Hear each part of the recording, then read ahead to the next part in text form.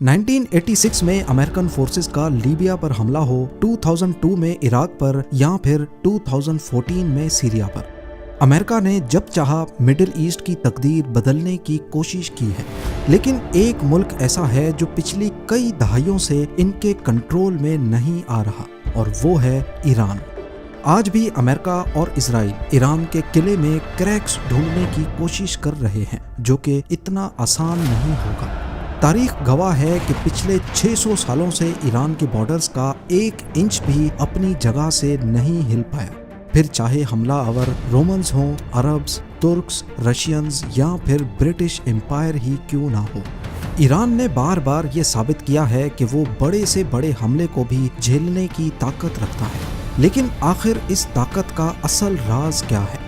वो क्या चीज़ है जो ईरान को बाकी अरब मुल्कों से बिल्कुल अलग और सख्त जान बनाती है? ज़ेम टीवी की वीडियोस में एक बार फिर से खुशामदीद। नाजरीन, सबसे पहले बात करते हैं उस गिफ्ट की जो ईरान को कुदरत की तरफ से मिला है। ईरान को अगर एक सेंटेंस में समझा जाए तो ये एक बहुत बड़ा किला है। ऐसा किला जिसकी दीवारें इंसानों ने नहीं बल्कि कुदरत ने खुद बनाई हैं। इस मुल्क को चारों तरफ से पहाड़ों ने घेरा हुआ है। साउथ में मौजूद ज़ाग्रोस माउंटेन रेंज ऐसा पहाड़ी सिलसिला है जो ईरान के साउथ से आने वाले दुश्मनों के लिए एक दीवार की तरह काम करता है। साउथ वेस्ट की तरफ ये ज़ाग्रोस पहाड़ आहिस्ता आहिस्ता इराक की तरफ झुक जाते हैं, लेकिन नॉर्थ वेस्ट की तरफ ये इतने सख्त और ऊंचे हो जाते हैं कि टर्की के साथ एक इम्पॉसिबल बॉर्डर बनता है। जहां पहाड़ नहीं है वहां दलदली इलाके हैं, खासकर जहां टाइग्रिस और यूफ्रेटिस रिवर आपस में मिलती हैं। ये मार्शलैंड्स यानी दलदली इलाके भी एक नेचुरल बैरियर के तौर पर काम करते हैं, जैसे किले के सामने एक गहरी खंदक होती है। ये बात तो रही इराक और टर्की के साथ बॉर्डर की। नॉर्थ का रुख किया जाए, जहां कैस्पियन सी या अजरबैजान है, वहां अल्बोर्ज माउंटेन रेंज हिफाजत के लिए मौजूद है। ईस्ट की तरफ देखेंगे तो वहां छोटी छोटी पहाड़ी रेंजेस ईरान के गिर्द एक रिबन की तरह लिपटी हुई हैं, जो अफगानिस्तान और पाकिस्तान के साथ बॉर्डर बनाती हैं। यानी ईरान को चारों तरफ से इन पहाड़ों ने एक किले की तरह महफूज रखा है, जबकि साउथ में पर्शियन गल्फ इस किले की आखिरी दीवार है।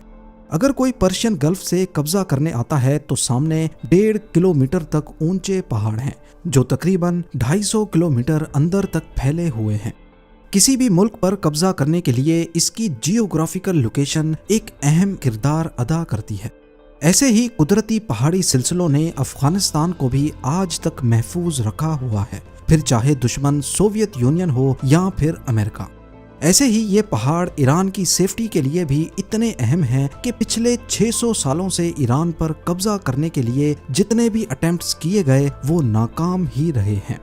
ईरान के बॉर्डर्स के अलावा अगर अंदर की बात की जाए तो यहाँ 2 बड़े रेगिस्तान मौजूद हैं, दश्ते कवीर और दश्ते लोत। ये इतने बंजर हैं कि लोग मजबूरन पहाड़ों के ऊपर रहते हैं। ईरान की टोटल 9 करोड़ आबादी ज्यादातर इन्हीं पहाड़ी इलाकों पर रहती है। यही वजह है कि किसी भी बाहर की फौज के लिए ईरान के अंदर घुसकर उसे कंट्रोल करना हमेशा से एक खौफनाक ख्वाब रहा है। जमीन से आने वाले दुश्मनों के लिए एक तरफ लॉजिस्टिक्स के चैलेंजेस बन सकते हैं तो दूसरी तरफ सप्लाई लाइंस की तंगी, तंग रास्ते और सख्त मौसम उनके लिए नित नए चैलेंजेस खड़े कर सकता है। पर यहाँ कहानी का एक दूसरा पहलू भी है। यही पहाड़ी सिलसिले जहाँ ईरान की हिफाजत करते हैं, वहीं ये ईरान को कैद भी कर देते हैं। इतिहास में देखा जाए तो जब भी ईरान ने वेस्ट की तरफ बढ़ने की कोशिश की है, यही पहाड़ी सिलसिले ईरान के लिए भी बड़ी रुकावट बने हैं। यही वजह है कि ईरान अपने साउथ और वेस्ट में प्रेजेंस बनाए रखने के लिए डायरेक्ट जंग नहीं करता, बल्कि उन्होंने शिया प्रॉक्सी ग्रुप्स का एक नेटवर्क बनाया हुआ है, जैसे लेबनान में हिजबुल्लाह, यमन में हूतीज, इराक की इस्लामिक रेजिस्टेंस और पैलेस्टाइन में हमास और इस्लामिक जिहाद। ये तो रहा ईरान की जियोग्राफी का फायदा। अब आते हैं स्ट्रेट ऑफ हॉर्मुज की तरफ।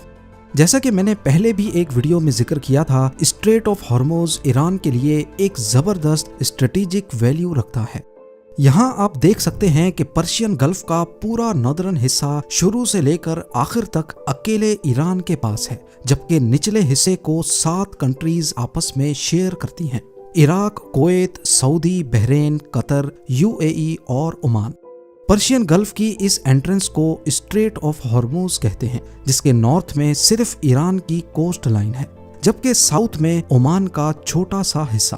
ہارموز پر ایران کی سائڈ پہ ایک وی شیپ بنتا ہے، جس کی وجہ سے 3 سائڈ سے ایران اس حصے کو بہتر کنٹرول کر سکتا ہے، اور نچلا حصہ جو عمان کے پاس ہے وہ ایک تو پوائنٹڈ ہے، دوسرا وہاں تنگ پہاڑی راستے ہیں، اور یہ ہارموز پر صرف 50 کلومیٹر تک نکلا ہوا ہے۔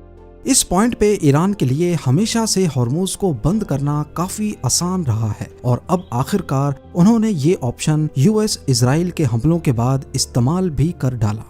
ایران صاف صاف کہہ چکا ہے کہ اگر کسی بھی ملک کا کوئی جہاز ہارموز کی طرف بڑھا تو اسے جلا دیا جائے گا۔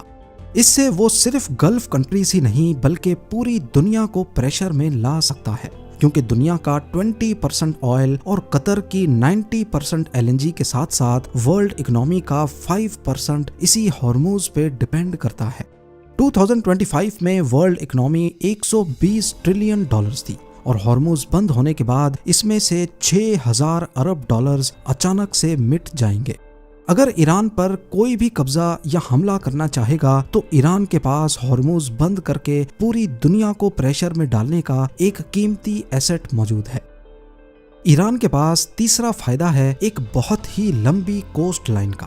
ایران کا ٹوٹل پیری میٹر 8731 کلومیٹر ہے، جس میں سے 2815 کلومیٹر سمندری کوسٹ ہے، کیسپین سی اور پرشین گلف پر، یعنی ایران کے بارڈر کا 32% سمندری کوسٹ لائن ہے۔ اور آپ کو بتاتا چلوں کہ یہ کوئی معمولی کوسٹ نہیں ہے۔ نارملی کوسٹ کے بعد ریت ہوتی ہے، لیکن یہاں پر پہاڑی سلسلے ہیں جہاں ایران نے سیکرٹ لوکیشنز پر میزائل بیٹریز نصب کر رکھی ہیں۔ یہاں غاریں اور کئی بلائنڈ اسپاٹس ہیں جو سیٹلائٹ یا ڈرون سے دیکھنے پر نظر ہی نہیں آتے۔ اگر کوئی دشمن سمندر سے زمین پر اتر بھی جائے تو انہیں فوراً ہی پہاڑوں کا سامنا کرنا پڑتا ہے، جہاں سے اچانک ان پر حملہ ہو سکتا ہے۔